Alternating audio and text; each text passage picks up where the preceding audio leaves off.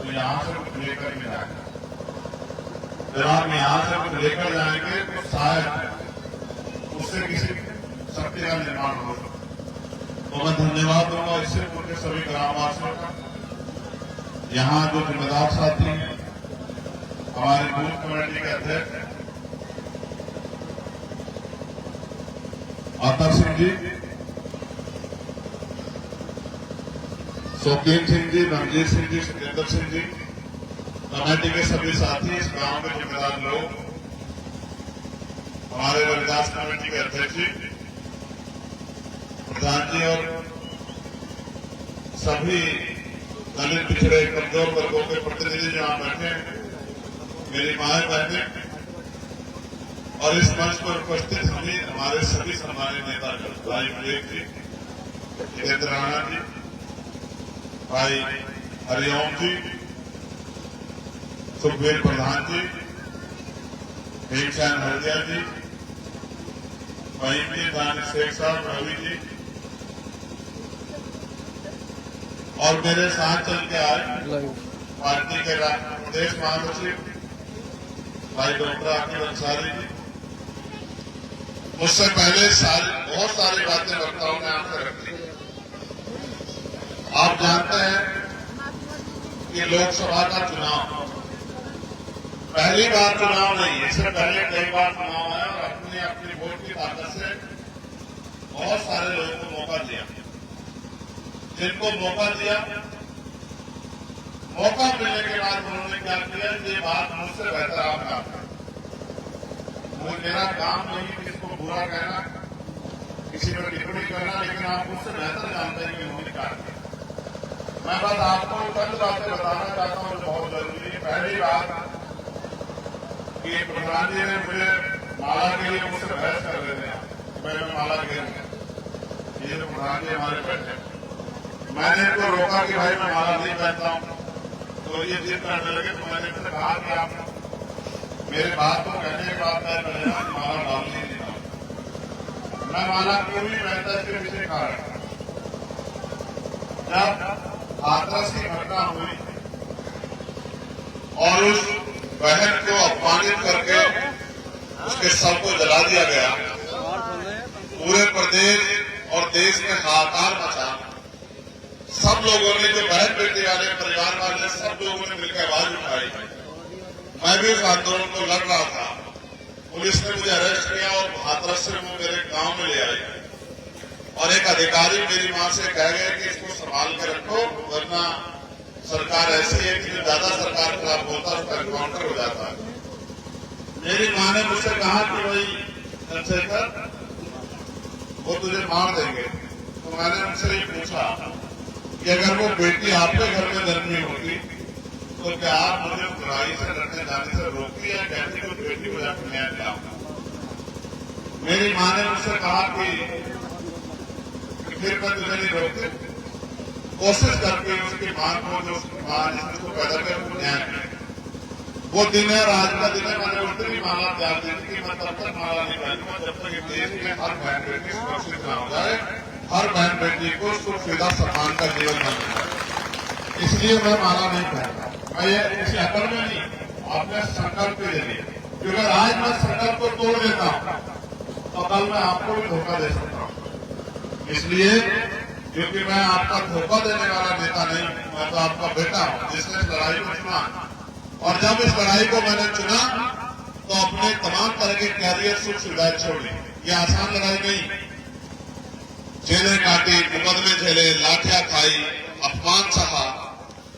और जब बाकी नेताओं को सीबीआई इनकम टैक्स द्वारा रोक दिया जाता, उससे भी नहीं रोक पाए, तो फिर मेरे ऊपर गोली चलाई गई। 4 गोली मेरे ऊपर चली। गोली मुझे लगी भी, लेकिन मेरी माँ बहनों का आशीर्वाद था, आप बड़ों का प्यार था, आपका आशीर्वाद था, मेरे भाइयों का विश्वास प्यार था कि फिर भी मैं बच गया। और जिस दिन मैं बच गया उस दिन मैंने तय कर लिया कि सतगुरु रविदास जी महाराज ने, हमारे महापुरुषों ने मुझे जिंदगी इसलिए दी है कि जो अधूरा काम है बाबा साहब अम्बेडकर का, जो माननीय काशीराम साहब का अधूरा काम है, उसको मैं पूरा करूं। और वो काम क्या है, मैं बस आपको ये बताना चाहता हूं। वो काम ये है कि आजादी से पहले इस देश में सभी को बराबर के हक नहीं थे। इस देश में राजतंत्र था, पैसे वाले लोग, राजा महाराजाओं के खानदान के लोग राज करते थे और बाकी लोग, राजा जो कह देता वो कानून में जाता था। राजा जिस बात को तय कर दे उसको मानना पड़ता था। लोकतंत्र नहीं था, राजतंत्र था। राजा की हर बात प्रजा के लिए आज्ञा होती थी।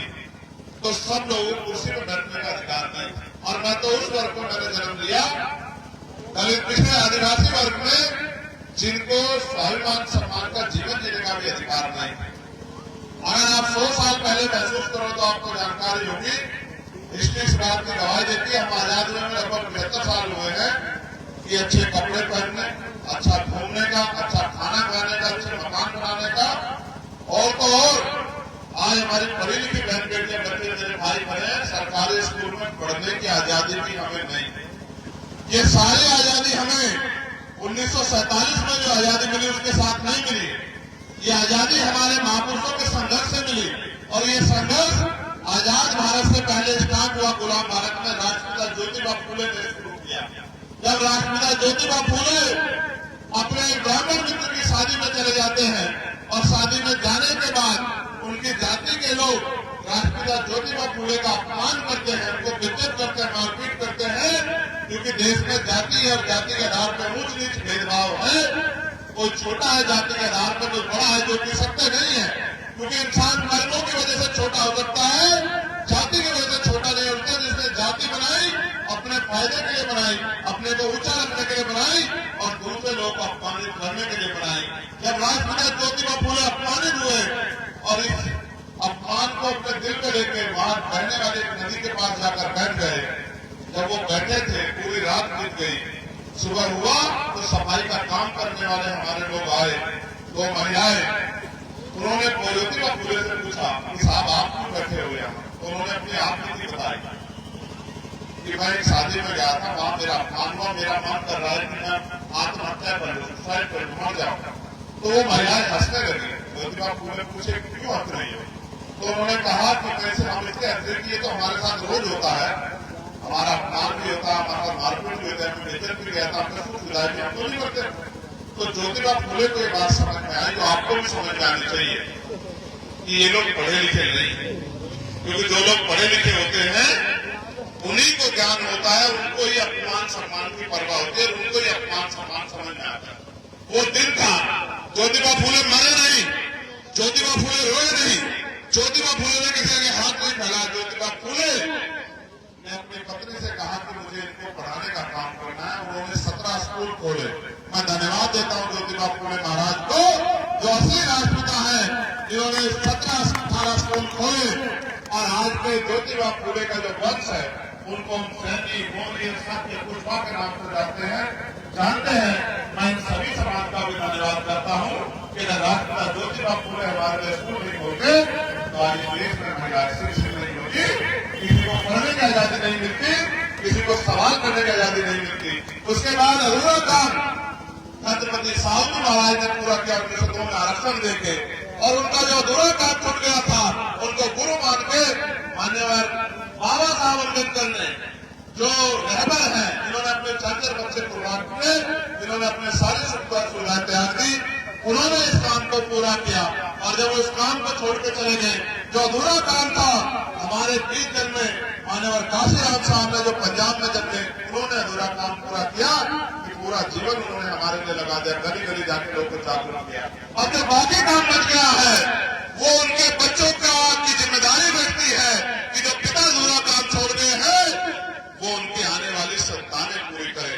उनकी संतान होने के नाते इस जिम्मेदारी को हमने अपने कंधों पर उठाया है कि देश में जो अभी भी सामाजिक गैर बराबरी है, जाति के आधार पर छुआछूत भेदभाव है, उच्च नीच है, जुर्म जाति है, दादागिरी है, इसका अंत हमें करना है। दूसरा, जो आर्थिक आधार में गैर बराबरी है, एक आदमी इतना पैसे वाला है कि उसमें पैसे रखने की जगह नहीं है, और एक आदमी इतना गरीब है कि उसमें खाने के लिए अच्छा खाना भी नहीं है। एक आदमी ऐसा है जिसके पास हजारों बीघे जमीन है, और एक आदमी ऐसा है जिसमें रहने के लिए 1 गज जमीन मिली है। एक आदमी ऐसा है जिसमें 100 जोड़ी कपड़े हैं, और एक परिवार ऐसा है जिनपर मिला के 5 जोड़ी कपड़े भी नहीं है। एक आदमी ऐसा है जिसके लिए 56 लोग लड़ते हैं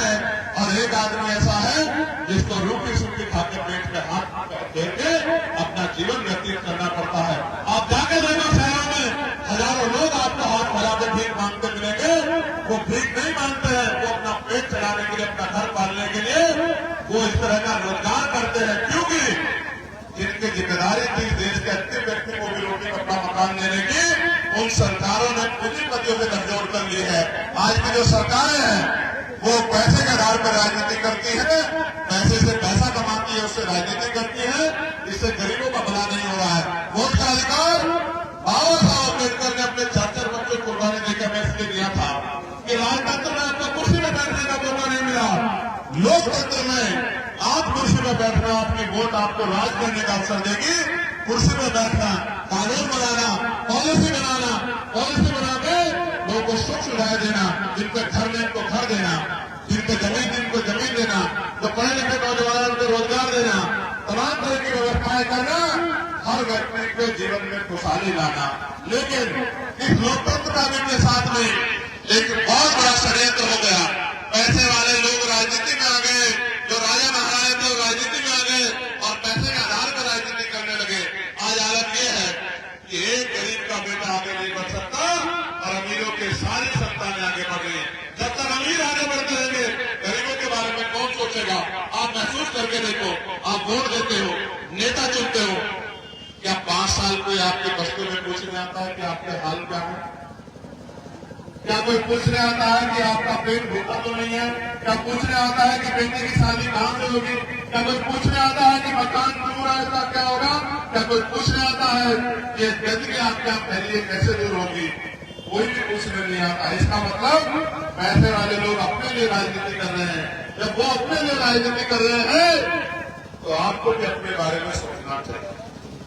पिछले 10 सालों से हजारों लड़ाइयां लड़के, तमाम तरह की मुसीबतें झेल के, तमाम तरह के अन्याय सहते, आरोप सहते, लाठियां खाते, गोलियां खाते, आज हम लोग आपके बीच में हैं, इस उम्मीद से बीच में हैं कि आप अब इस लड़ाई में काम करने वाले लोगों को मौका दो।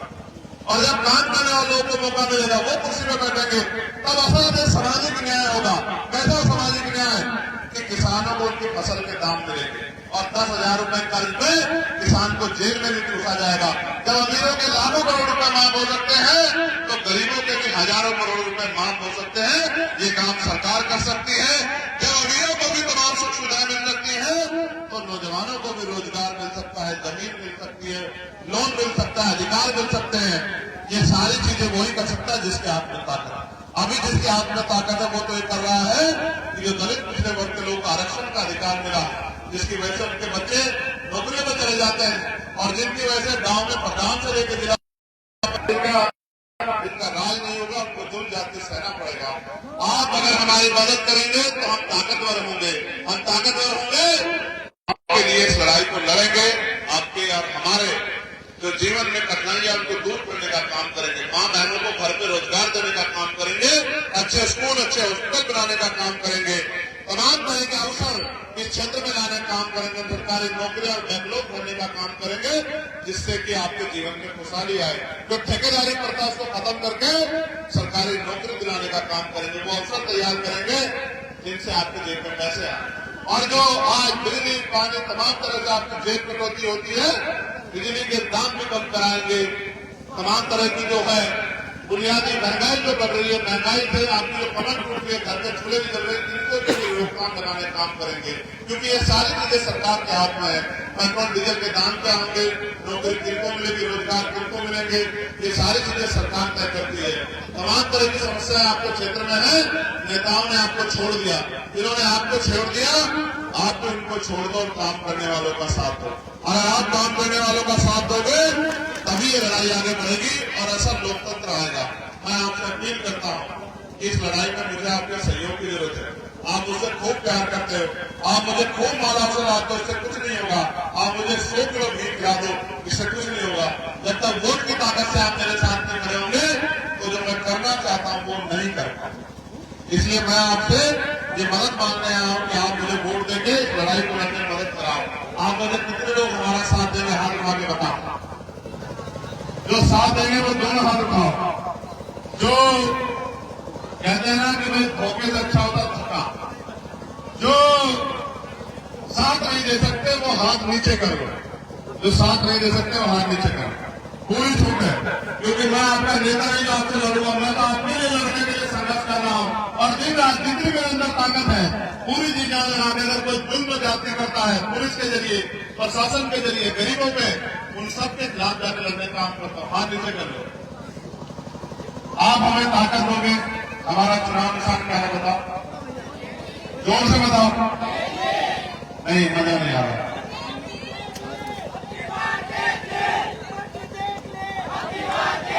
दोनों हाथ में बताओ क्या है चुनाव निशान हमारा। वो जो बहनें खड़ी है वो बताओ क्या है हमारा चुनाव निशान। वो जो ऊपर बैठी है वहां मेरी माए बहन, बताओ हमारा चुनाव निशान क्या है। ठीक है, अब इधर भी इसको पढ़ लो। ये क्या लिखा है बताओ। हमसे पहले एक साथी तैयार।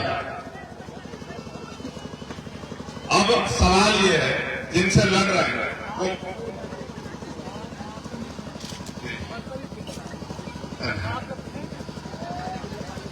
जिनसे हम लड़ रहे हैं वो बहुत ताकतवर लोग और उनका सहयोग देने के लिए बहुत पैसे वाले पूंजीपति लोग हैं। हम उनसे पैसे में नहीं जीत सकते। हम उनसे उनका प्रचार सारा मीडिया करती है, उनके पास बहुत साधन साधन से नहीं जीत सकते। लेकिन हाँ, हम सहयोग से उनके खिलाफ लड़ सकते हैं। ये सामूहिक लड़ाई है, अगर मिलकर लड़ेंगे तो जीत जाएंगे। मैं आपसे आग्रह करूंगा कि जो इस लड़ाई में हमारा सहयोग करना चाहते हैं, चाहे वो हमारा 1 रुपये का सहयोग करे, लेकिन लड़ाई में सहयोग जरूर करें। क्योंकि आपका मेहनत का, ईमानदारी का 1 पैसा, 1 रुपया मेरे लिए लाखों रुपए से बढ़कर है। काशीराम साहब कहते जो सहारा देगा वो इशारा भी देगा। जो इस लड़ाई में साथ देना चाहता है वो यही आके मदद करा, जिससे कि चंद्रशेखर आजाद के हौसले मजबूत हों। क्योंकि ये लड़ाई जिनके खिलाफ है और जिनके लिए, उन दोनों को समझ आना चाहिए। ये लड़ाई उनके खिलाफ है जो गैर गुलामी को बनाकर रखना चाहते हैं, और ये लड़ाई उनके लिए है जो इस देश में स्वाभिमान सम्मान का जीवन चाहते हैं। मैं अपनी माँ बहनों से भी कहूंगा, सुनो, उनको भेजो। ये हीरो, ये इसको जरूर उसको भेजो माँ को। खुद ही चल के आएगी तभी मानूंगा मैं। जो मेरे लिए बाहर के आने वोट डालने चल जाएगी क्या? वोटिंग परसेंटेज कम होगा, वैसे हाथ रखूंगा मैं इनसे। यही उठ के आके जो डालेगा वही माना जाएगा कि भाई वो हमसे ज्यादा प्यार करता है। फिर ये बात खत्म होने के बाद जाना मत। एक और बहुत जरूरी बात बतानी है, पहले तो ये काम कर लो, फिर बहुत जरूरी बात बताऊंगा।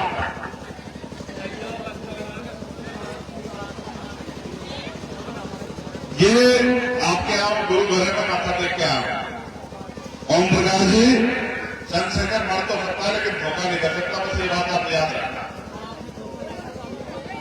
आपको एहसास हो जाएगा, 3 महीने में पता लग जाएगा आपको कि चंद्रशेखर असल है या नसल है, आपको पता लग जाएगा। ठीक है, हाथ और रख जाओ। भाई सर पर आज जल्दी जल्दी ये भी खड़ी हो रही है। इन्हें कह दो कि वहां से कुछ मिल जाएगा, उधर तो चली जाती है।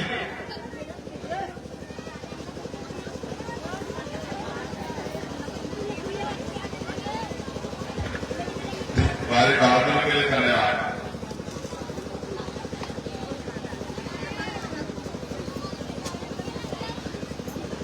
मेरी उम्र में हमारे सदगुरु हमारे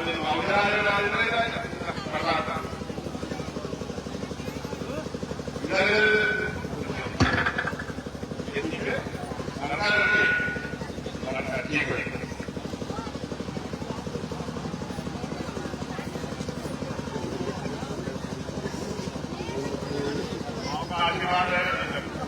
बहुत जरूरी बात करनी है, ये तो सबसे पहले बात नहीं है हमारी।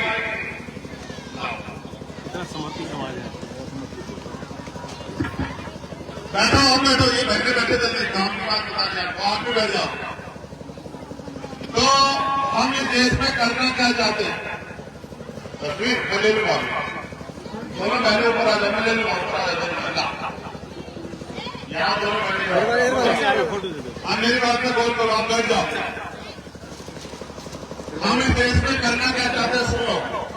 सतगुरु रविदास जी महाराज ने कहा, ऐसा चाहो राज में जहां मिले सबन मन, और छोटे बड़े सब संग बसे, रविदास रहे प्रसन्न। बैठ जाओ दोनों। मैंने पहले बात सुनी, फिर लूंगा तस्वीर, ले लूंगा। जब मैंने वचन दे दिया तो कोई फिर कुछ भी हो जाएगा, आंधी तूफान आ जाए, कुछ भी हो जाएगा। बैठ जाओ।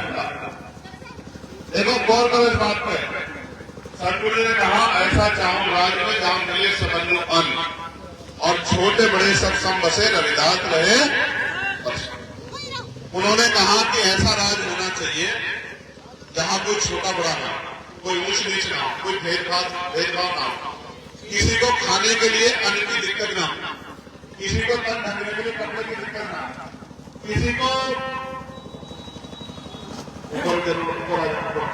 किसी को सर ढकने के लिए छत की दिक्कत ना हो। ऐसा राज आना चाहिए जहां किसी बहन बेटी का अपमान ना, जहां कोई किसी का जुर्म जात की हत्या ना। उस राज को उन्होंने नाम दिया बेगमपुरा राज। कौन सा राज? एक से बोल के बताओ कौन सा राज? तुम बताओ कौन सा राज? बेगमपुरा। बेगम का मतलब समझते हो? बेगम, जहां कोई गम ना हो। हम ऐसा राज लाना चाहते हैं जहां किसी की जिंदगी में कोई गम ना, किसी भी तरह का कोई गम ना। ठीक है, तो वो राज हम लाने के लिए संघर्ष कर रहे हैं। क्योंकि देखो, जो कुर्सी बैठता है उसी की नीतियों से देश चलता है। हम सतगुरु रविदास जी महाराज की जो ये बात है, वाणी है, बेगमपुरा राज की इस नीति से जो संविधान बना उससे देश चलाना चाहते हैं। समझ रहे हो? तो 24 तारीख को जयंती है। किस तारीख को है? 23 तारीख को आप अपने घरों में दीपक जरूर जलाना। जलाओगे? जिससे जिस बेगमपुरा राज को हम लोग लाना चाहते हैं, जो संविधान का राज आज के, उसकी रोशनी जो है पूरी दुनिया में फैले। पूरी दुनिया में रहने वाले लोग उस 23 तारीख को दीपक जला के सतगुरु रविदास जी महाराज की जयंती मनाएंगे। तो आप 23 तारीख को दीपक जलाओगे बताओ? दोनों हाथ राहुल जलाएंगे। अच्छा, आखिरी बात यह है, अगर कोई पैसे वाला आगे कहने लगा ना चर्चे को छोड़ो, पैसे वाले का साथ दो, तब क्या करोगे? कोई शराब और कोई और लेके आ गया, तुम लोग बताओ जो नौजवान खड़े हो। मैंने तो ये कहा है कि आदमी भूखा रह सकता है लेकिन अपमानित होकर नहीं रह सकता। इस देश में अपमान का जीवन सहना चाहते हो क्या, या स्वाभिमान सम्मान का जीवन चाहते हो? कैसा जीवन चाहते हो? स्वाभिमान सम्मान मांगने से मिलेगा या ताकत बनाकर पैदा करना पड़ेगा? तो ऐसा तो नहीं कोई पैसे वाला आ जाएगा कहेगा beer P low, beer P low, शराब पी लो, तो उसके साथ चले जाओगे। ऐसा धोखा तो नहीं करोगे? आपका हाल भाव जो लोग इस लड़ाई में साथ देंगे, हाल भाव, दोनों हाल भाव, एक हाल भाव वाले को नहीं मानूंगा मैं। चलो ठीक है, अब मेरा एक वचन सुनो। अभी तक लोग आए, आपको धोखा देने पड़ेगा। उनका मतलब निकला, आपसे उन्होंने मुंह मोड़ लिया। मैं आपको वचन देके कहता हूं, जब तक मेरे शरीर में खून का आंदोलन कर रहा है, मैं बेटा बन के आपकी सेवा करूंगा। सिर्फ आपकी नहीं, पूरे देश में जो गरीब कमजोर रहता है उन सबकी लड़ाई लड़ने का काम करूंगा। और किसी भी मां को जैसे हम पे अवसर आएंगे, किसी भी मां को क्या आंसू नहीं आने दूंगा, किसी बहन के वचन देकर कहता हूं। और मेरा वचन अकल है, सूरज पूरब की जगह पश्चिम से निकल सकता है, लेकिन चंद्रशेखर आजाद ने जो वचन दे दिया वो पीछे नहीं हट सकता। बात को याद रखना। और इस बात की गवाही मैं आपको दे रहा हूं प्रधान जी, मैं माला पहनने वाले की मुझे पैरों में देश में हर नागरिक सुरक्षित हो जाएगी, याद रखना रहेगा। और जब हर परिवार को सम्मान मिलेगा, उसको सजा मिलेगी, जो ताकत में लोगों को मिलती है, तब जाकर आगे माला पहनेगी। जो मेरे 2 बच्चे बने तो मुझे जानते हो कैसे जानते हैं? बहुत अच्छा। पहली बात तो दुनिया में कोई नीचे जात है, ठीक है? सतगुरु ने क्या कहा? हमारे लोग पढ़ते नहीं है। सतगुरु का रविदास जन्म के कार में होत न कोई नीच, और नर को नीच बनाए है ऊंचे क्रम की प्रीत। पहली बात तो कोई नीच जाति होती नहीं है, नीच आदमी के कर्म होते हैं, समझिए? तो हम इस बात को भी समझो, कोई नीचे जाते नहीं। हम उन लोगों के लिए लड़ते हैं जिनको साथ जिनका अपमान हो रहा है, जिनके साथ तुम जाते हो, और ये हमारा कर्तव्य है। ठीक है, तुम्हें भरोसा है अगर चंद्रशेखर आजाद ताकतवर होगा तो गरीबों को स्वाभिमान सम्मान का जीवन मिलेगा? यस सर, जरूर मिलेगा। Yes, no sir.